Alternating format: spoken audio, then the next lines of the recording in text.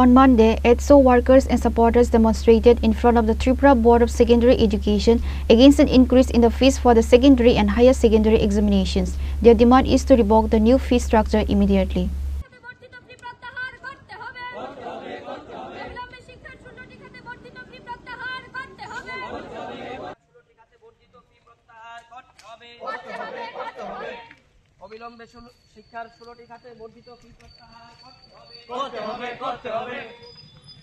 Recently, the Tripura Board of Secondary Education announced an increase in the fees for the secondary and higher secondary examinations. Students from poor backgrounds will face difficulties in paying these fees. On Monday, EDSO workers and supporters demonstrated in front of the Tripura Board of Secondary Education holding placards in their hands. Therefore, on this day, a memorandum containing 3 demands was submitted to the board president.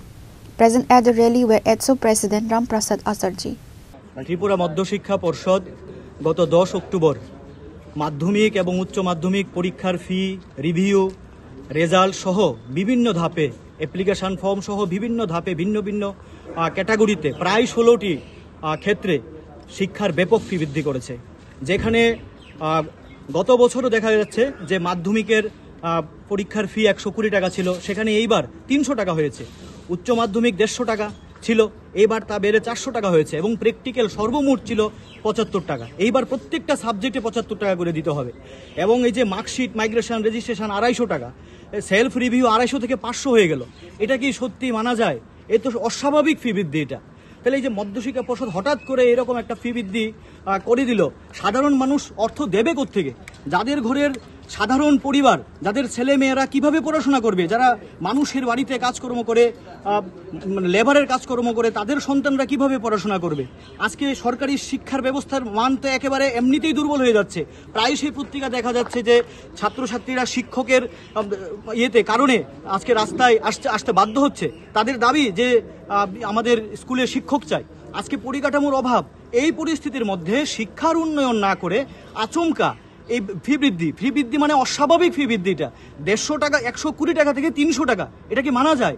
150 টাকা থেকে 400 টাকা, অস্বাভাবিক ফি বৃদ্ধি।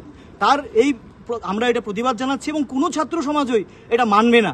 তাই আমরা আজকে ছাত্র সংগঠন AIDSOর পক্ষ থেকে আমরা এখানে এসেছি। মাননীয় পর্ষদ সভাপতির নিকট আমরা আজকে 3 দফা দাবিতে একটি মেমোরেন্ডাম সাবমিট করব। এই হচ্ছে আমাদের মেমোরেন্ডামের কপি। আমরা প্রথম দাবি হচ্ছে যে অতি দ্রুত এই শিক্ষার 16টি খাতে যে বর্ধিত ফি নেওয়া হয়েছে, এটা অতি দ্রুত এটাকে প্রত্যাহার করতে হবে।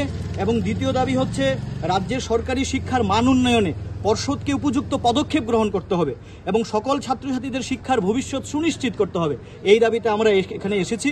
আমরা মাননীয় পর্ষদ সভাপতির নিকট আমরা যাব, দেখি উনি কি বলেন এবং আশা করি আজকে আপনাদের মাধ্যমে আমরা জানাতে চাই রাজ্যের সমস্ত ছাত্রছাত্রী এবং শিক্ষা অনুরাগী অভিভাবক সকলের কাছে যে সরকারি শিক্ষার মান নষ্ট হয়ে যাচ্ছে। সরকারি শিক্ষার মান যদি নষ্ট হয়, গরিব ঘরের ছেলেমেয়েরা পড়াশোনা করতে পারবে না। তাই আপনারা সরকারি শিক্ষার মানকে রক্ষা করতে এগিয়ে আসুন এবং অতি দ্রুত এই ফি প্রত্যাহার করতে হবে, এই আমাদের দাবি। আমি রাজ্য সভাপতি রামপ্রসাদ আচার্য AIDSO। Reported by Pranav from Agartala, Chinikhara.